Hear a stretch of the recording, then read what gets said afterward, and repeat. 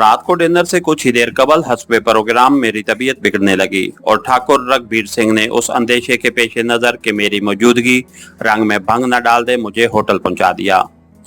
Wing commander mister ओंकार चक्रवर्ती के 2-3 और दोस्त अपनी बेगमात के साथ ठाकुर रघबीर सिंह के एजाज में दी जाने वाली पार्टी में तशरीफ ले आए थे। मेरे होटल पहुंचने के तकरीबन 20 मिनट बाद हमारा तीसरा साथी मुझसे फिल्म वसूल करने ठाकुर ने भेज दिया था। मखसूस कोर्स के तबादले और अपनी शनाख्त के बाद मैंने फिल्म उसके हवाले कर दी और सुख का सांस लिया। अब मुझे शिद्दत से नतीजे का इंतजार था, क्योंकि कैमरे के धोखा देने की खतरा भी मौजूद रहता था। ठाकुर की वापसी 11 बजे के करीब हुई। उसके आने के चंद मिनट बाद फ़ोन की घंटी बजी। मैंने बेचैनी से फ़ोन उठाया। दूसरी तरफ से हमारे साथी ने ओके कहकर फ़ोन बंद कर दिया। मेरी मेहनत रंग लाई थी। ठाकुर ने गर्मजोशी से मुझे गले लगा लिया। हम दोनों की हालत करीबन एक जैसी थी। सुबह उसने मुझे बड़ी गर्मजोशी से रुखसत किया। मीना चक्रवर्ती और ठाकुर दोनों ही मुझे हवाई अड्डे पर रुखसत करने आए थे। मैं सारे रास्ते मिस चक्रवर्ती की मेहमान नवाजी से महरूमियत का रोना रोता आया था, जबकि वो खुद ठाकुर के बेहतरीन दोस्त को मिस करने पर मुझसे ज्यादा मुतलसिफ था। लुधियाना के बजाय मैंने घर जाना बेहतर समझा और हवाई अड्डे से सीधा रायकोट आ गया, जहां पूनम बेचैनी से मेरी मुंतजिर थी। कहाँ गायब हो गए थे श्रीमान जी? उसने कमरे में दाखिल होते ही बड़े शिकायत आमेज लहजे में पूछा। तुमसे बचकर कहाँ जा सकता हूँ? मैंने उसकी झील जैसी आंखों की गहराइयों में डूबते हुए जवाब दिया और पूनम के गालों पर हया की सुर्खी नाच गई। वो दुपट्टे के पल्लू को उंगली से मरोड़ती मेरी तरफ देखे बगैर वापस भाग गई। बिस्तर पर गिरते ही मैं नींद की आगोश में समा गया। मेरी आंख कदमों की धड़-धड़ की आवाज से खुली। यूं लगता था जैसे फौज का पूरा ब्रिगेड अंदर घुस आया हो। मेरा ज़हन फौरन कल के वाकयात की तरफ पलटा। यहाँ ऐसी कोई मुश्तबे चीज मौजूद नहीं थी जो मेरी शनाख्त करवा सके।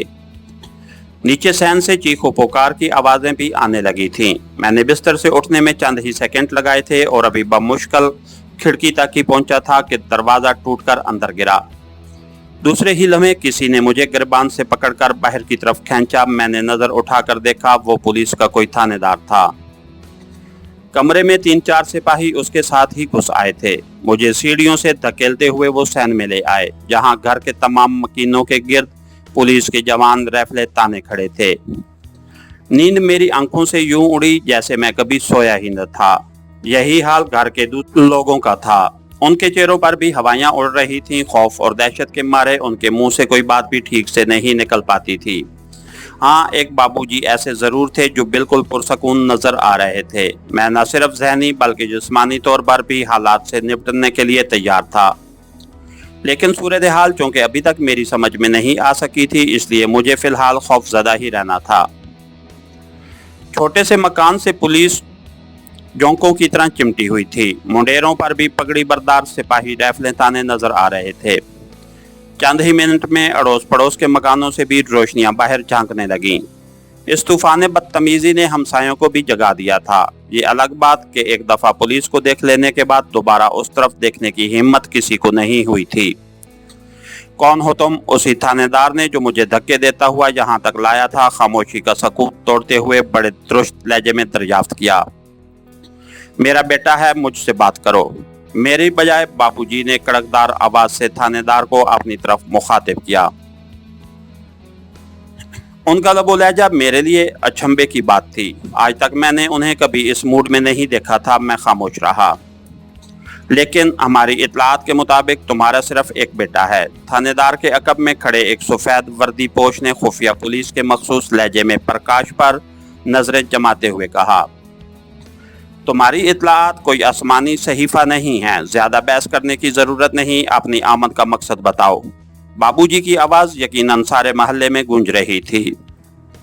मिस्टर महावीर प्रसाद, हम तुम्हें डिफेंस ऑफ इंडिया रूल्स के तहत गिरफ्तार कर रहे हैं। उसी थानेदार ने बहस से बचने या किसी मुसलहत के पेश नजर बाबूजी से कहा। तुम बहुत बुज़दिल हो। मुझसे बूढ़े आदमी को पकड़ने के लिए इतने हंगामे की क्या जरूरत थी? बाबूजी के तंज ने थानेदार को काट कर रख दिया। मिस्टर प्रसाद, आप हमारे बजाय ये बहस कोर्ट में कीजिएगा। उसने ये फिक्रा मुस्कुराते हुए शायद माहौल की तलखी को कम करने के लिए कहा था। इससे पहले कि बाबूजी कोई और बात करें, उसने वारंट गिरफ्तारी निकालकर उन्हें दिखा दिया। ठीक है, लेकिन इस बदतमीजी के लिए तुम्हें जवाबदेही करना पड़ेगी, उन्होंने पुलिस के सिपाहियों की तरफ इशारा करते हुए कहा। पुलिस की इस तरह आमद ने माहौल खासा खौफनाक बना दिया था। घर में कोई भी बाबूजी की इस तरह ड्रामाई अंदाज में गिरफ्तारी के लिए ज़हनी तौर पर तैयार नहीं था। माताजी की हालत तो खसूसन बहुत खराब हो रही थी। जब उन्होंने बाबूजी की गिरफ्तारी का सुना तो अचानक सदमे से लड़खड़ा गईं, लेकिन मैंने उन्हें मजबूती से थाम लिया। बाबूजी ने उन्हें हौसला दिया। पूनम माताजी को मेरे इशारे पर अंदर कमरे में ले गई। प्रकाश अभी तक संभल नहीं पाया था। मैंने उसके कंधे पर हाथ रखकर उसे अपनी जानिब मुतवज्जे किया और मुस्कुराते हुए हौसला देना चाहा। इस असना में बाबूजी हमारे नजदीक आ गए। उन्होंने हम दोनों को सीने से लगा लिया। बेटा, तुम्हारे होते हुए मुझे इस बात का कभी एहसास नहीं हुआ कि मेरे बाद ये घर सोना रहेगा। उन्होंने हमसे अलग होते हुए मुझे मुखातिब किया। बाबूजी, मैं बमुश्किल इतना ही कह पाया था, मेरा गला रुंध गया। बाबूजी के भरपूर एतमाद ने मुझे खालिसन जज्बाती कर दिया था। प्रकाश, उसे मेरे समान जानना, उन्होंने इस मर्तबा प्रकाश को मुखातिब किया, जिसकी आंखों से आंसू किसी भी लम्हे छलक जाने को तैयार थे। चलिए, उन्होंने पुलिस वालों को मुखातिब किया। बाबूजी आगे आगे चल दिए। उनके पीछे पीछे पुलिस वालों के साथ मैं, प्रकाश और पूनम भी एक जुलूस की शक्ल में जा रहे थे। पूनम माता को मूसी जी के हवाले करके खुद बाहर आ गई थी। दरवाजे के बाहर गली की नुक्कड़ तक हम बाबूजी के साथ गए, जहां पुलिस की एक वैन उनकी मुंतजिर थी। इस असना में उन्होंने पीछे मुड़कर नहीं देखा। उनकी चाल में एक खुददारी, एक भरपूर एतमाद झलकता था। ऐसा भरपूर एतमाद जो किसी अजीम मकसद के लिए जदोजहद करने वालों में खुद ब खुद तर आता है। डिफेंस ऑफ इंडिया रूल्स के तहत हुकूमत किसी भी शख्स को अपनी मर्जी के मुताबिक गैर मुअय्यना मुद्दत तक नज़रबंद रख सकती थी, और भारतीय जेलों में कई ऐसे नज़रबंद भी मौजूद थे जो 1962 से आज तक नज़रबंद चले आ रहे थे। खसूसन किसी के नक्सलबाड़ी साबित हो जाने के बाद तो 10-15 साल से पहले उसकी रिहाई के अमकानात बहुत कम होते थे, और ये इतनी लंबी मुद्दत थी कि शायद ही जिंदगी उनसे वफा करती। सांस की वो डोर जो अरसे से अटकी हुई थी, उसे कभी भी झटका चंद सानियों में तोड़ सकता था, और उसके बाद शायद उस घराने का ताना बाना बिखर कर रह जाता, क्योंकि एक बाबूजी की जात ही थी जिसने अब तक सबको एक महवर पर जमा कर रखा था। उनकी मौजूदगी में कभी मूसी जी को अपनी बेविगी का एहसास नहीं हुआ था। घर का हर फर्द खुद को महफूज जानता था, लेकिन अब क्या होगा? बाबूजी ने अपनी दास्त में तो मुझे अपनी जगह देकर बला अपने गले से उतार दी थी, लेकिन मैं क्या कर पाऊंगा, यही था वो सवाल जिसने मुझे फौरन डसना शुरू कर दिया।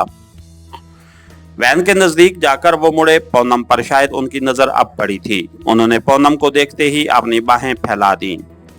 पूनम बाबूजी कहकर उनसे लपट गई। हम दोनों सर झुकाए उनके करीब खड़े थे। बाबूजी ने मुझे अपने नजदीक बुलाकर अपने साथ चिमटा लिया। बेटा, तुम में हकायक का सामना करने की सलाहियत मौजूद है। मुझे ये कहना तो नहीं चाहिए, लेकिन इस बात के अमकानात कम ही नजर आते हैं कि मैं तुम्हें आशीर्वाद देने के लिए तुम्हारे दरमियान मौजूद रहूंगा।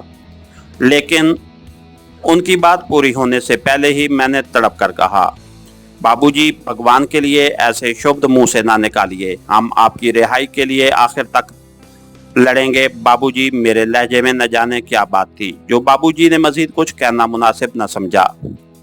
उन्होंने एक मर्तबा फिर हम तीनों के सर पर हाथ फेरा और मुस्कुराते हुए वैन में सवार हो गए। मुझे इल्म था कि पुलिस वाले भी ये नहीं जानते कि उन्हें कहाँ ले जाया जाएगा, इसलिए उनसे कुछ पूछना मुनासिब न समझा। हम पजमुर्दा वापस आ गए। माताजी मुझसे लपटकर फूट फूट कर रोने लगीं। बमुश्किल मैंने उन्हें दिलासा देकर चुप करवाया। सुबह तक हम सब निचले कमरे में बैठे रहे। इसके साथ ही हमारी आज की एपिसोड का इख्तिताम हुआ। कहानीगर चैनल को लाइक कीजिए, सब्सक्राइब कीजिए और बेल आइकन को प्रेस कर दीजिए ताकि हर आने वाली नई वीडियो आप तक बर वक्त पहुँच सके। शुक्रिया।